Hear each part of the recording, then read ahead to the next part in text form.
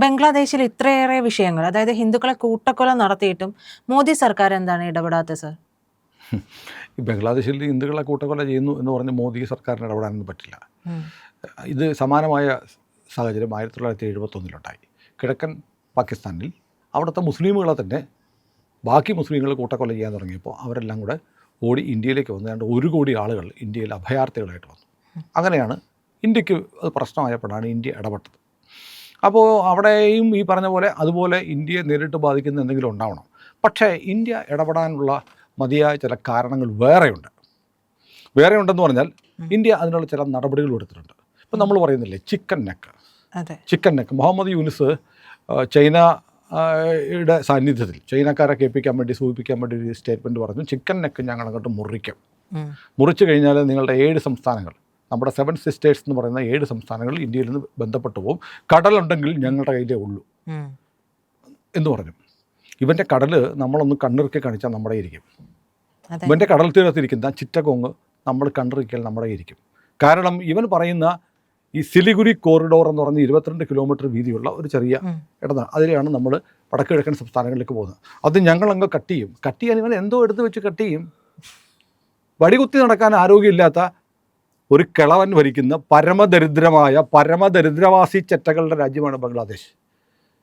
ഞാൻ വെറുതെ പറയല്ല, ബംഗ്ലാദേശിന് വെള്ളം കൊടുക്കുന്ന നമ്മൾ, മരുന്ന് കൊടുക്കുന്ന നമ്മൾ, ഗോതമ്പ് കൊടുക്കുന്ന നമ്മൾ, കറണ്ട് കൊടുക്കുന്നത് ബംഗ്ലാദേശിലെ 70% വൈദ്യുതിയും കൊടുക്കുന്ന ഇന്ത്യൻ കമ്പനികൾ, അദാനി ഉൾപ്പെടെയുള്ള കമ്പനികൾ.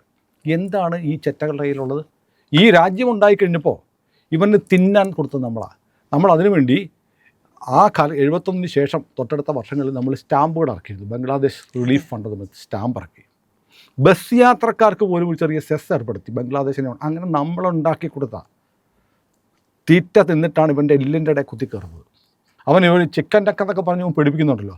നമ്മളൊന്ന് വിചാരിച്ചാലുണ്ടല്ലോ, ഇവൻ്റെ 2 ചിക്കൻ, നമുക്ക് ഇന്ത്യക്ക് ഒരു ചിക്കൻ നെക്കാണെങ്കിൽ ഇവന് 2 ചിക്കൻ നെക്കുണ്ട്. ഇവൻ്റെ 2 ചിക്കൻ കടുത്ത് നമ്മളങ്ങ് വെട്ടും. വെറുതെ അല്ല, ചിരിക്കാനല്ല ഞാൻ പറയുന്നത്, കൃത്യമായ കണക്കാണ്, നമ്മൾ കേട്ടിട്ടില്ലാത്ത കാര്യങ്ങളാണ്. ഇന്ത്യ മുഹമ്മദ് യൂനിസ് ഇങ്ങനെ ഒരു സ്റ്റേറ്റ്മെൻറ്റ് നടത്തിയപ്പോൾ തന്നെ നമ്മുടെ ദേശീയ സുരക്ഷാ ഏജൻസിയുടെ മുമ്പാകെ ചർച്ച ഉണ്ടാവുകയും പ്രധാനമന്ത്രിയുടെ മുന്നിലെത്തിയ ഒരു ഫയലുണ്ട്. ബംഗ്ലാദേശിൻ്റെ 2 ചിക്കൻ നെക്കുകൾ. ഒന്നിൻ്റെ പേര് ദിനാജ്പൂർ ഇടനാഴി എന്നാണ്. ദിനാജ്പൂർ ഇടനാഴി എന്ന് പറഞ്ഞാൽ വടക്ക് പടിഞ്ഞാറൻ ബംഗ്ലാദേശിൻ്റെ ഒരു ഇടനാഴിയാണ്, ഒരു കോറിഡോർ എന്ന ഇടനാഴി, ഒരു പ്രദേശം, ഒരു വഴി. അവിടെ ദിനാജ്പൂരിൽ നിന്ന് മേഘാലയയുടെ സൗത്ത് വെസ്റ്റായിട്ട് ഗാരോ ഹിൽസ് വരെയുള്ള 88 കിലോമീറ്റർ പ്രദേശമുണ്ട്.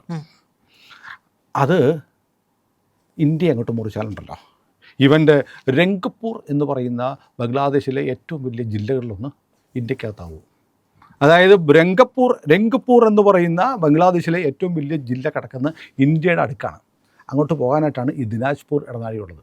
ഈ ദിനാജ്പൂർ ഇടനാഴി വഴി മാത്രമേ ബംഗ്ലാദേശികൾക്ക് ഈ രംഗ്പൂർ ജില്ലയിലേക്ക് പോകാൻ പറ്റുള്ളൂ. ഇന്ത്യ അവിടെ കട്ട് ചെയ്താൽ തീർന്നു, വഴിയില്ല. പിന്നെ രംഗ്പൂർ എന്ന് പറയുന്ന ജില്ല ഇന്ത്യയുടെ ഭാഗമാണ്, ബംഗ്ലാദേശിൻ്റെ പകുതി. ഇനിയോ അത് തീർന്നില്ല. ഇത് മാത്രമല്ല, നമുക്കത് വലിയ ഇഷ്ടമുള്ള കാര്യമാണ്. കാരണം ഈ ദിനാജ്പൂർ ഇടനാഴി നമ്മുടെ ചിക്കൻ നെക്കിനോട് ചേർന്ന് കിടക്കുന്നതാണ്. 88 കിലോമീറ്റർ വീതിയുണ്ട്. അപ്പോൾ ഈ ദിനാജ്പൂർ ഇടനാഴി നമ്മളങ്ങ് പിടിച്ചങ്ങോട്ട് ചേർത്താൽ നമ്മുടെ ചിക്കൻ നെക്കിന് 88 കിലോമീറ്റർ കൂടുതൽ വീതി ഉണ്ടാവും. മനസ്സിലായോ? ഒരു നിമിഷം കണ്ണൊന്നും ചെമ്പിയാൽ മതി. കാരണം സിലിഗുരിയുടെ അവിടെ നമ്മൾ അഡീഷണലായിട്ട് ബ്രഹ്മോസുകൾ സ്ഥാപിച്ചിട്ടുണ്ട്. ഒരു വിമാനത്താവളം ഇപ്പോൾ ഉണ്ടാക്കിയിട്ടുണ്ട്. പിന്നെ വലിയ 3 ഗാരിസൺ സൈനിക താവളങ്ങൾ ഉണ്ടാക്കിയിട്ടുണ്ട്. അതുകൂടാതെ 2 പുതിയത് ഉണ്ടാക്കിക്കൊണ്ടിരിക്കുകയാണ്. പിന്നെ റഫേൽ അടക്കമുള്ള യുദ്ധവിമാനങ്ങൾ അവിടെ വിന്യസിച്ചിട്ടുണ്ട്. 22 കിലോമീറ്റർ പോയിട്ട് അതിൻ്റെ 22 സെൻറ്റിമീറ്റർ തൊടാൻ ആർക്കും പറ്റില്ല. അതുപോലെ അതിശക്തമായ സുരക്ഷ നമ്മൾ ഒരുക്കിയിട്ട് അതിലൊരു ചെറിയൊരു വിഭാഗത്തിനെ അങ്ങ് വിട്ടിട്ട് ഈ 88 കിലോമീറ്റർ ഇങ്ങ് പിടിച്ചോ എന്ന് പറഞ്ഞാൽ അവൻ്റെ രംഗ്പൂർ നമ്മുടെ കയ്യിലിരിക്കും. അതാണ് ഒന്നാമത്തെ ചിക്കൻ നെക്ക് ബംഗ്ലാദേശിൻ്റെ. രണ്ടാമത്തത് ഫെനി ഇടനാഴി എന്ന് പറയും. ഫെനി ഇടനാഴി എന്ന് പറഞ്ഞാൽ തെക്ക് കിഴക്കൻ ഇടനാഴിയാണ്. ചിറ്റഗോങ് തുറമുഖമായിട്ട് ബന്ധപ്പെട്ടതാണ്. ചിറ്റഗോങ് തുറമുഖം എന്ന് പറഞ്ഞാൽ ഇപ്പം നമ്മളിപ്പോൾ മൈത്രി സേതു എന്ന് പറഞ്ഞൊരു പാലം നമ്മൾ ഉണ്ടാക്കിയിട്ടുണ്ട്. അവിടുത്തെ ഫെനി നദിക്ക് കുറുകെയാണ്, ത്രിപുരയിൽ നിന്ന് ഫെനി നദിക്ക് കുറുകെ നമ്മളൊരു പാലം ഉണ്ടാക്കി ചിറ്റഗോങ്ങിൽ ചെല്ലും. അങ്ങനെയാണ് നമ്മളിപ്പോൾ നമുക്ക് ആ മേഖലയിൽ വടക്കുകിഴക്കൻ മേഖലയിൽ തുറമുഖമില്ല, കടലില്ലാത്തതുകൊണ്ട് ചിറ്റഗോങ് തുറമുഖത്തെയാണ് നമ്മൾ ആശ്രയിച്ചുകൊണ്ടിരിക്കുന്നത്. അതിന് വേണ്ടിയിട്ടാണ് ഈ മൈത്രി സേതു ഉണ്ടാക്കിയിരിക്കുന്നത്. അത് ഇവൻ്റെ ബംഗ്ലാദേശിലാണ്, അവൻ്റെ അനുവാദം വേണം.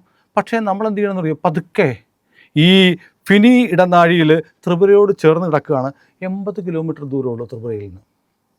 പതുക്കെ നമ്മൾ അവിടെ അങ്ങോട്ട് കട്ട് ചെയ്തിട്ടുണ്ടല്ലോ, ഈ ചിറ്റഗോങ് തുറമുഖം ത്രിപുരയുടെ ആയിട്ട് മാറും. മനസ്സിലായോ? അപ്പോൾ ബംഗ്ലാദേശിൻ്റെ അടുത്ത പകുതിയും പോയി. അതായത് നമ്മുടെ സൈന്യത്തിൻ്റെ പക്കൽ പ്രധാനമന്ത്രിയുടെ മേശപ്പുറത്ത് കൃത്യമായൊരു ഫയൽ ഇരിപ്പുണ്ട്. എങ്ങനെ ഇന്ത്യക്ക് വടക്ക് കിഴക്കൻ മേഖലയിൽ ഒരു തുറമുഖം ഉണ്ടാക്കാം.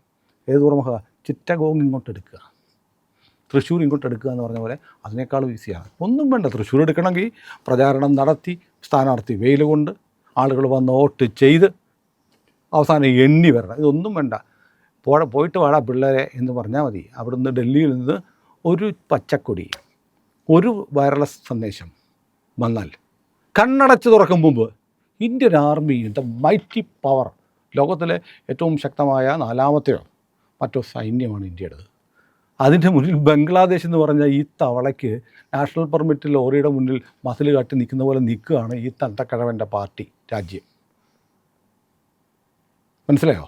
അപ്പോൾ ഇന്ത്യയുടെ മുന്നിൽ ചിക്കൻ നെക്ക് എന്നൊക്കെ പറഞ്ഞ് നിന്നാൽ അവൻ്റെ 2 ചിക്കൻ നെക്കും വെട്ടിയെടുത്ത് രംഗപൂർ നമ്മൾ ഇങ്ങോട്ട് എടുക്കും, ചിറ്റഗോങ് ഇങ്ങോട്ട് എടുക്കും. കണ്ണടച്ച് തുറക്കുന്ന സമയം മതി. കണ്ണടച്ച് തുറക്കുന്ന സമയത്ത് ഇന്ത്യക്ക് അനായാസമായി ചെയ്യാവുന്ന കാര്യങ്ങളാണ്.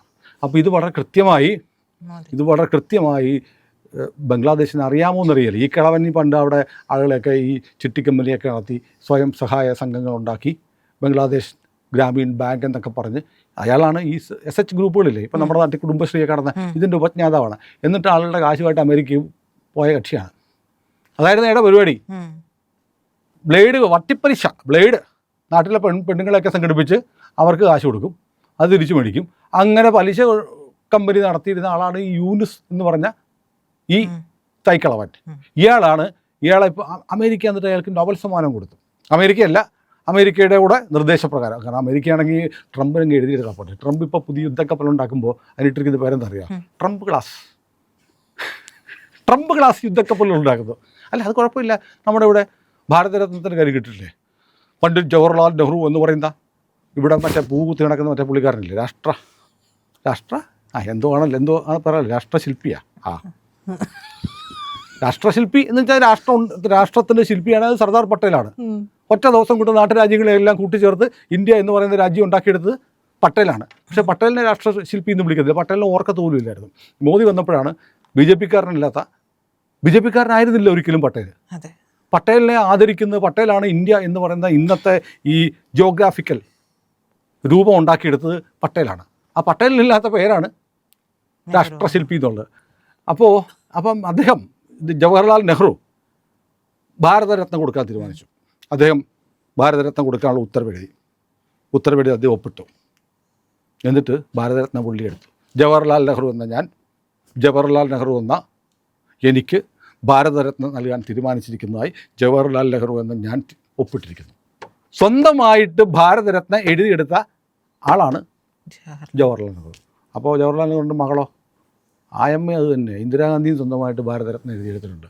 എന്ന് പറയുന്ന പോലെ ട്രംപ് ക്ലാസ് യുദ്ധക്കപ്പലുകൾ ഉണ്ടാക്കാം.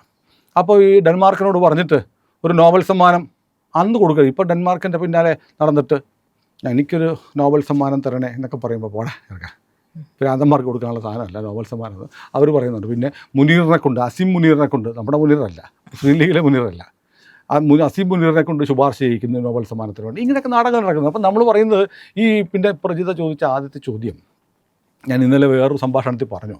നമുക്ക് വികാരം ഉണ്ടാവുന്നുണ്ട്, ആളുകളെ തല്ലിക്കൊന്ന് കെട്ടിത്തൂക്കി ജീവനോടെ ഒക്കെ കത്തിക്കുമ്പോൾ വികാരമുണ്ട്, ഹിന്ദു എന്നുള്ള വികാരം ഉണ്ടാകും. ഇപ്പോൾ ഇന്നലെ ഒരു മൊല്ലാക്ക അടക്കേണ്ടിലുള്ള ബംഗ്ലാദേശിൽ നടക്കുന്നതൊന്നും പിന്നെ വംശഹത്യയല്ല. വംശഹത്യ നടക്കുകയാണെങ്കിൽ അത് ഗാസയിൽ നടക്കുന്നതാണ് വംശഹത്യ.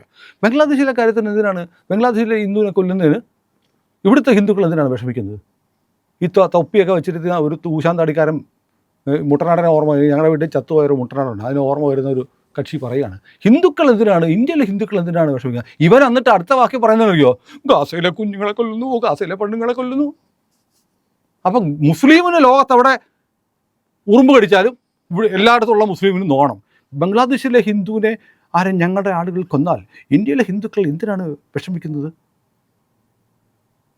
ദഹിപ്പിക്കണ്ടേ? ഹിന്ദുവിൻ്റെ ആചാരപ്രകാരം ചത്താൽ ദഹിപ്പിക്കും അല്ലേ? ദഹനം വരെ അവർ നടത്തുന്നത്, കെട്ടിത്തൂക്കിയിട്ട് അടിയിൽ നിന്ന് തീ കൊടുക്കും. ദഹിപ്പിക്കുക പോലും വേണ്ട, സഞ്ചയനം നടത്തണ്ട, കാരണം അസ്ഥിയൊക്കെ അപ്പം തന്നെ പോകുമല്ലോ. അപ്പോൾ അതുകൊണ്ട് സഹായിക്കുകയാണ് കാഫിറുകളെ. അപ്പോൾ അത് പക്ഷേ ഒരു മതപരമായ, ആദ്യമേ ഞാൻ പറഞ്ഞല്ലോ, ഒരു മതത്തിൽപ്പെട്ടവരെ, കാരണം ഇന്ത്യക്ക് ഒഫീഷ്യൽ മതമില്ല നമുക്കതുകൊണ്ട്. പക്ഷേ ട്രംപ് പറഞ്ഞു നൈജീരിയയിൽ ഇങ്ങനെ ക്രിസ്ത്യാനികളെ കൊന്നുകൊണ്ടിരിക്കുകയാണെങ്കിൽ ഞാൻ പട്ടാളത്തിന് വിടുമെന്ന് പറഞ്ഞു. ഇപ്പോൾ ISISന്റെ കേന്ദ്രങ്ങളിൽ അമേരിക്ക ആക്രമണം നടത്തി.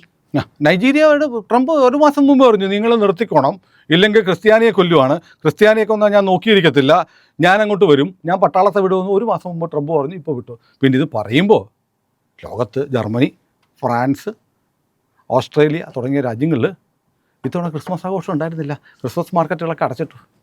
അവിടെ ഉള്ളിടത്തൊക്കെ തന്നെ വലിയ ബാരിക്കേഡ് വെച്ചിരിക്കുക, ട്രക്ക് ഓടിച്ച് കയറ്റാതിരിക്കാൻ. ബോണ്ടി ബീച്ചിലെ കുട്ടക്കൊല നമ്മൾ കണ്ടില്ലേ? അത്തരം ലോകം മുഴുവനുള്ള ക്രിസ്ത്യാനി. വേറൊരു വീഡിയോ ഉണ്ട്, ഒരു ക്രിസ്മസ് ട്രീ ഇങ്ങനെ വരെ നിൽക്കുകയാണ്, കാറുകളിങ്ങനെ പോകുന്നു, ഒരു കാറിങ്ങനെ വന്നിട്ട് അതിനെ 4 വലം വെച്ചിട്ട് ഒറ്റയടി ഇടിച്ച് മറിച്ചിട്ട് പോയി. കാരണം കാഫിറിൻ്റെ ക്രിസ്മസ് ആഘോഷം കണ്ടപ്പോൾ ജിഹാദിക്ക് കുരു പൊട്ടി. അപ്പോൾ എന്നിട്ടാണ് ഇവിടെ കരോള് പോകുന്നവൻ്റെ എന്നെ കണ്ണുരുട്ടി കാണിച്ചു, കണ്ണുറുക്കി കാണിച്ചു എന്നൊക്കെ പറഞ്ഞ് ഇവിടെ ബഹളം വെക്കുന്നത്. ഏതായാലും ഈ ബംഗ്ലാദേശിനെ കുറിച്ച് ഇന്ത്യക്ക് കൃത്യമായ പ്ലാനുണ്ട്. ഇന്ത്യൻ സൈന്യം സർവ്വസജ്ജമായി അവിടെ നിൽക്കുന്നുണ്ട്. പ്ലാൻ ഇതാണ്: ഒരുപാട് കളിച്ച ബംഗ്ലാദേശ് 2 കഷ്ണം. സമാന സ്ഥിതി, അതായത് എങ്ങനെ പാകിസ്ഥാൻ 2ആയോ അതുപോലെ ബംഗ്ലാദേശ് 2ആവുന്ന ഒരു ദിവസം അധികം ദൂരത്തല്ല.